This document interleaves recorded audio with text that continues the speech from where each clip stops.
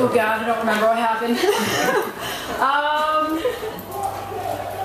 You know, it kind of happened. I didn't know what to expect, honestly. I've been running in the lead the first 2 rounds, and I felt really comfortable doing that. Obviously, today was a little bit windier, and so I didn't necessarily want to take the lead and do a lot of work with the wind. So I was kind of, was tucked in, not tucked in. I was in second or third position most of the race, and Brenda Martinez had made a move and gapped the field just a little bit. And I staying back and just trying to stay calm and run my own race.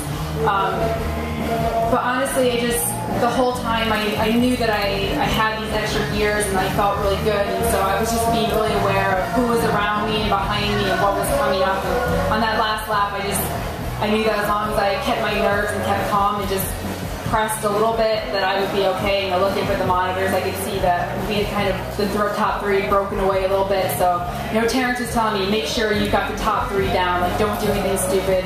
But once I saw I had top 3, then he said, then you can go for the win once you knew that you were going to make it. So just really buckled down that last 200 meters. They didn't make it easy on me, but gave it a shot.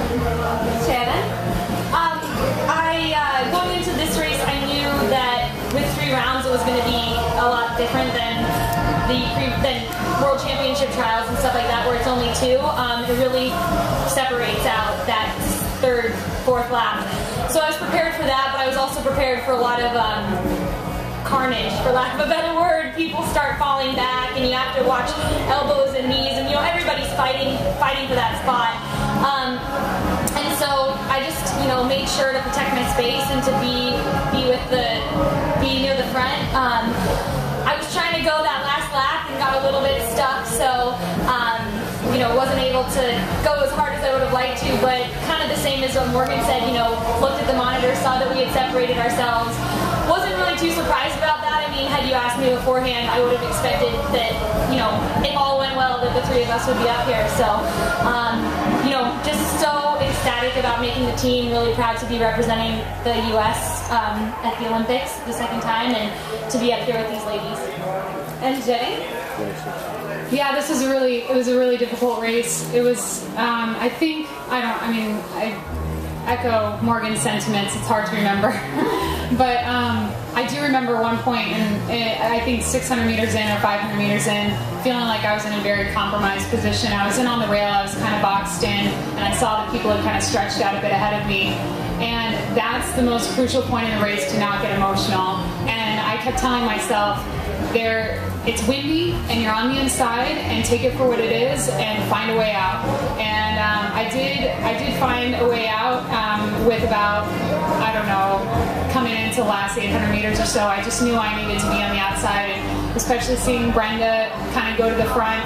If somebody's going to start stringing it out, you can't wait to get to the outside. You have to be ready to move up with the group. So I felt like I did have kind of this moment where I thought things could get away from me, and I just kept my cool and got to the outside. I had no idea how it happened. Just all of a sudden I realized I had accomplished my goal and gotten to the outside, and then just tried to run on the shoulder of Morgan and just keep my cool, and like she said, just really protect being in that top 3. And it's the hardest thing about the trials that separates it from any other race that you run in your life is that your emotions can slip away from you. And so coming down the home stretch, I saw that the 3 of us had really separated ourselves, and I just felt this overwhelming relief. I didn't even care my time or my place or anything. I just was so happy the 3 of us were going to make it, and I was just so happy I got out of that box. I was so nervous.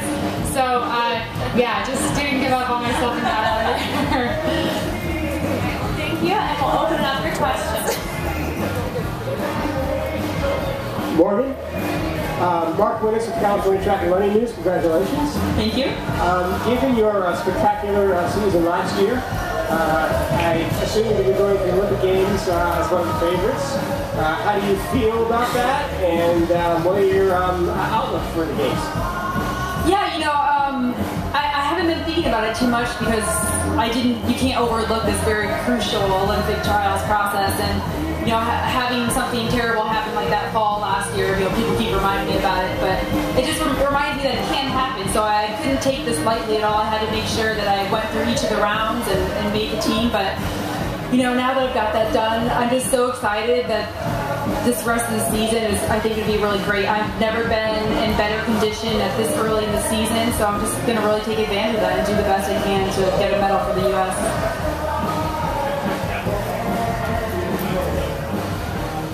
Shannon, right here, what is your, you said earlier you saw that the three of you had separated yourselves coming down the stretch. What were you thinking at that point, and what's your dominant emotion now in making your second one? I guess maybe a little bit of relief. Relief would have to be the most dominant emotion. All three of us, after the race was over, kept saying how, we wanted to visualize August, we wanted to visualize the Olympics. I think all three of us have been gunning for that since who knows when, years. But you have to make the team first, and the U.S. team, as it says on the posters, is the hardest team to make. So I think just being on this team is something I'm really proud of, very excited about. And, I think what you're going to hear all three of us say, we're in great shape. I can't think of a better U.S. women's 1500 meter team to be sending. And watch out, world. This is for Morgan. How strong is this team, and how much do you think the experience that the three of you have is going to lend itself to the medal standing? Yeah, I think this is great preparation for the Olympics, because when you are competing against women that are, bronze medalists at Worlds, world champion, #1 in the world, you can't get that anywhere else, and it brings out the best in ourselves, I think. And so, it's good practice going to the Olympics, because, those are the people that we're going to see are, some of the best women in the world, and so this is great practice for that, and I think it's going to set us up well. Jenny, could you comment on making your second team in a different event, going from steeple to the 1500, and maybe a little bit about, the 1500 has a mystique about it that not a lot of events do. It's a special event because of the mile, of course. Could you talk about, you loved the steeple? Yeah. Could you talk maybe about how you love or maybe hate the 15, because it's got to hurt, I'm sure, but talk about that, please. If the 15, the first thing that comes to my mind is if the 15 goes bad, it definitely hurts a lot. But if the steeple goes bad, you've knocked your teeth in, and that, I imagine, would be a lot worse. So I think they're kind of equalizing maybe a little bit there. But making a team in two different events, I think, brings a special kind of experience to the table, or I'm able to bring a special kind of experience to the table, and just knowing. That different types of rounds and different types of races to get through. But I think that it's such a cool story going from 4 years ago to today. I had a year where I was injured and I didn't get to race the summer season, and then I had a year where I had the perfect race on the perfect day. And there's been a lot of ups and downs and switching of events. So it's a really exciting thing. I really, really love the 1500 meters. One of the joys of being a 1500 meter runner is that so many people understand so much better what you do. And that's been kind of an unexpected benefit of being a 1500 meter runner. But I certainly watch the steeple with a little bit, knowing what it's like, knowing that it's fun to be out there.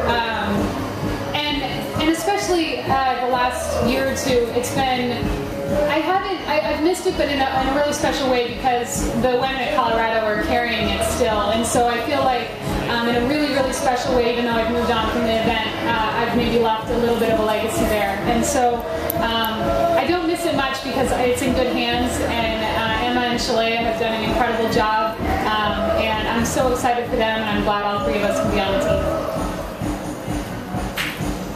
Ladies, for lack of a better word, all three of you had interesting 2011 seasons. Off that, are you guys going to the Olympics individually with something to prove? I think the hardest thing to prove is getting through this.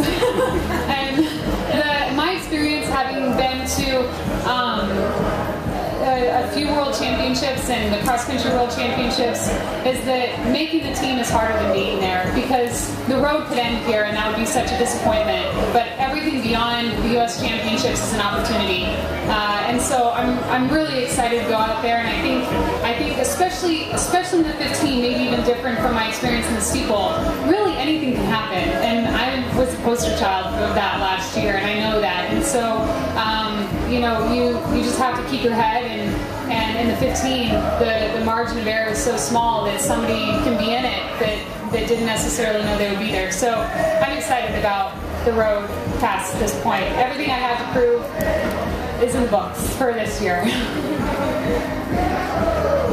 Yes, for Morgan, I wonder if you could give us an abridged version of how you went from a high school athlete who really didn't care for running that much to good college athlete to world beater. Geez, I don't know. A bridge, let's see. I think, in basketball, I ran track to keep in shape for basketball, so I always was running. Ended up not being a very good basketball player, unfortunately, but fortunately for my coaches, already back there recruited me, and I went to Cornell where my freshman year I drank too much and gained 10 pounds and didn't get a varsity letter running, which was just embarrassing. And that really changed me as a person, because I knew that's not who I was. And my coach knows the next summer I came back an entirely different person. And from then on, I put my head down and knew that I was running for myself. That may sound selfish, but when you're hurting as bad as you are, that's the motivation I find is from within. And so it's been different ever since. I have all these aspirations and goals that now I dream of, and it's just worked out. Morgan, could you comment, do you feel that you grew or matured as a runner here with some front-running tactics, and that you're now more a complete racer? Sure. I think I did that a lot at Cornell, just because we didn't have the most competitive schedule. I was very much a front runner then, but I have gotten away from that, obviously, at this level. In the first 2 rounds, the first round, I wasn't planning on being in the front, but in that first 100, I was just there, and I was like, well, I'm not going to slow down just to get behind somebody, so I just kind of went with it. And I was really surprised at how comfortable I felt, and I shouldn't have been, because in practice, that's where I like to run, and my coach always knows that I'm good at making other people hurt, and that's what I like to do, is make other people hurt a lot. And so, it felt good up there. I liked it. Ladies, well, thank you so much. Congrats.